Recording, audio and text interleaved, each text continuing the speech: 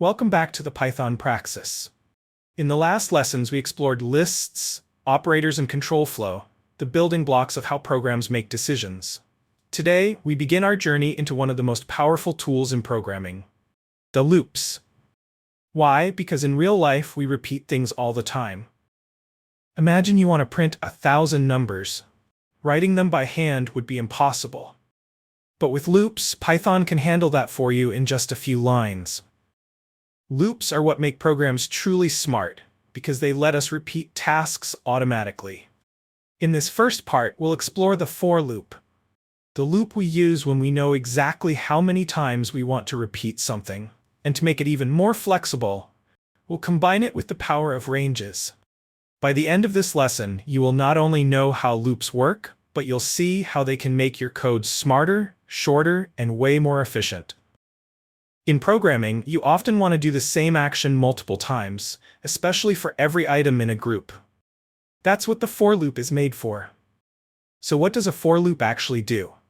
The for loop allows us to make repeating actions over a sequence. This means that a for loop goes through each element in a collection that is called a sequence, and runs some code for each one. You can use for with sequences like strings that are actually a series of characters, lists, ranges, which are a series of numbers, and other ordered collections such as tuples that we will see later.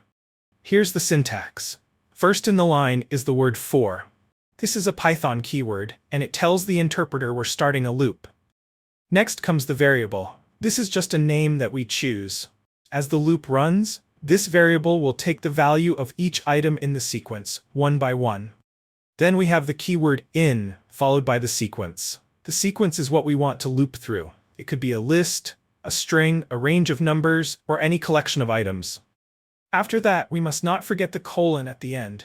The colon is very important in Python. It marks the end of the loop header and tells Python, "Get ready. The next indented block belongs to this loop." And finally, we have the indented block of code. This is the set of instructions that will run once for every single item in the sequence. Remember, indentation is not just style in Python, it is syntax, so always make sure your indentation is correct. Let's see what happens step by step. Python goes item by item through the sequence. It assigns the value of that item to your chosen variable. It then runs the indented block of code for that item. And then it repeats until the sequence is finished. When there are no more items left, the loop ends and Python continues with the next line of code after the loop. Always remember, put a colon at the end of the for statement. In Python, a colon at the end of the for line is mandatory. Also, always indent the code inside the loop. Python is strict about indentation, either with a tab or 4 consistent spaces. Let's make this real with an example. We have a list called planets with elements Mercury, Venus, Earth, and Mars. Our for loop is like this: for planet in planets, and then we put the colon. In the next line indented, we put the code for this loop, that in our case has only a print command. When we run this, Python goes planet by planet, and prints. Mercury is in the solar system, Venus is in the solar system, Earth is in the solar system, Mars is in the solar system. Simple, powerful, and easy to read. With just a few lines of code, we can repeat the same action across many items.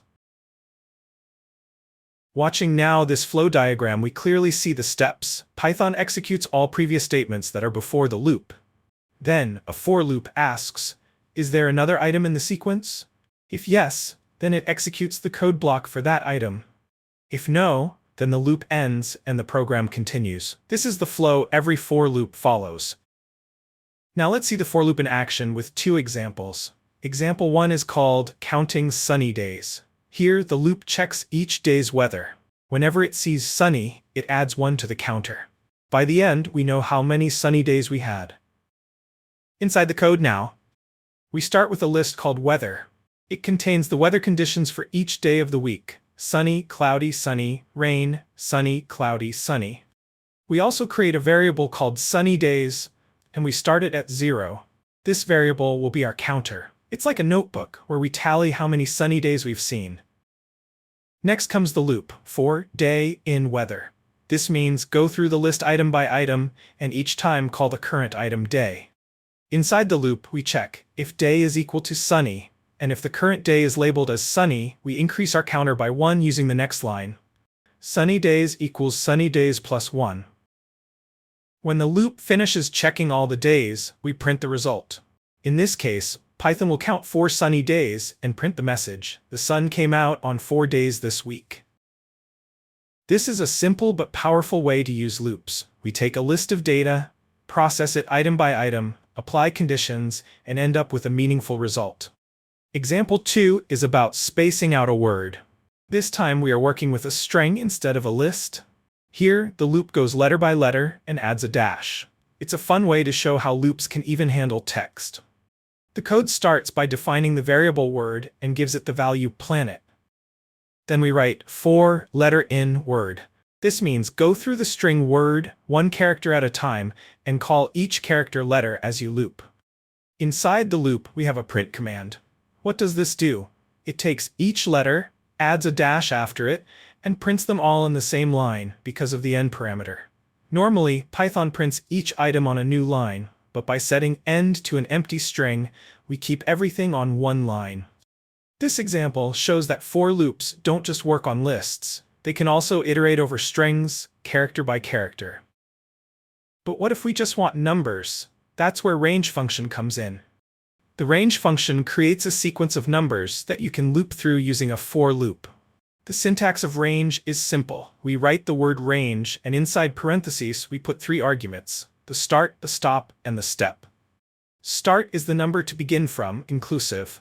Stop is the number to stop before, exclusive. Step is how much to increase each time. If you skip the step number, then Python uses the default step, which is 1. In case you also skip the start number, Python starts from 0. Here are a few examples. Range 0 to 5 gives 0, 1, 2, 3, 4. Range 2 to 6 returns 2, 3, 4, 5. Range 0 to 10 step 2 gives 0, 2, 4, 6, 8. Here's also an example of code using range function with a for loop. The first line prints the initial message, counting every second step. Then comes the for loop, for step in, range 2 to 12, step 2. And next we have indented the code for this for loop. In this example, it is a print command that prints the step number each time. The output, step 2, step 4, step 6, step 8, step 10. Nice and clean? Now let's put this into practice with an exercise. The secret door scanner. The scenario is like this. You're building a scanner that checks doors in a security building. There are 10 doors labeled A0 to A9. Write a program that creates a list with the door labels A0 through A9, prints only the labels of even-numbered doors, prints only the labels at odd indexes in the list, first, third, fifth. Use range with a step. For even door numbers, check if the number part is divisible by 2. For odd list indexes, use range from 1 to the length of the list, step 2. Let's examine the code line by line. In the first step, we create an empty list called doors. Then follows the loop that will add all the elements in the list. The code is for number in range 10, which means from 0 inclusive to 10 exclusive. Inside this for loop, we use the append method to add the elements to the list one by one. In the second step, we print the even-numbered doors. We start by printing the message, even-numbered doors, and then follows another for loop with an if condition that checks if the number part of the door label is divisible by 2, using the modulo operator, and if this is true, it prints the door label. If it is false, continues to the next door label. The last part of the code prints the doors located at odd indexes, starts by printing the message, doors at odd list indexes, and then follows a for loop that uses the range function from 1 to the length of the doors list with step 2, and prints the door label. This is a practical use of loops, scanning and filtering data. Here's another challenge. In this exercise, you will build your own tournament. Write a program that does the following. Asks the user to input a number between 4 to 10. Let's call it n. Then it reads n team scores from the user and stores them in a list. Then sorts the list in descending order. And finally prints the top 3 scores and all scores that are multiples of 5. Use the following hints. Use int input inside a for loop range from 0 to n. Use sort method with argument, reverse equals true. Use if score modulo 5 is equal to 0 to filter. Alright, let's go step by step through this program together. In step 1, we get the number of teams. We start with this line, n equals int input, enter number of teams from 4 to 10. Here, we're asking the user to type in how many teams there are. We expect a number between 4 and 10. The int makes sure that what the user types is converted into an integer. Then we have a while loop, while n is less than 4 or n is greater than 10. This checks if the number is outside the valid range. If the user typed something less than 4 or greater than 10, we don't accept it. Instead, we ask again with n equals int input. Try again from 4 to 10. This keeps looping until the user gives us a valid number. So by the end of step 1, we're guaranteed to have a valid number of teams. In step 2, we get the scores. Next, we create an empty list called scores. Then we start a for loop. For I in range 0 to n, this means we'll repeat the loop n times once for each team. Inside the loop, we write score equals int input. Enter score for team I plus 1. This asks the user to enter a score for each team. Notice the I plus 1, that's so the teams are numbered starting from 1 instead of 0. Finally, we add each score to our list using the append method on scores with score as the argument. So at the end of this step, we have all the team scores stored inside a list. In step 3, we sort the scores descending. We rank the teams from best to worst. We use the sort method and add inside the parentheses reverse equals true as an argument. The sort method puts the scores in order. And with reverse equals true, it sorts them from highest to lowest instead of the default ascending order. In step 4, we print the top 3 scores. We want to see the top 3 results, so we print the message, top 3 scores. Then another for loop for score in scores:3. Here, scores:3 is list slicing. It takes the first 3 items from the list, in other words the top 3 scores. Inside the loop, we just print each score, so the program nicely displays the 3 best results. In step 5, we print scores that are multiples of 5. So we want to check which teams have scores that are multiples of 5. We print a header. Scores that are multiples of 5, then loop through every score. For score in scores. Inside the loop, we test with an if conditional. If score modulo 5 equals 0. This means if the score divides evenly by 5 with no remainder, it's a multiple of 5. If that's true, we print the score. So, to summarize, we validate the number of teams, we collect their scores, we sort the scores in descending order, we show the top 3, and finally we filter out and print all scores that are multiples of 5. This example is great because it combines input validation, loops, list operations, sorting, slicing, and conditional checks all in one small program. And just like that, we've built a mini ranking system for teams.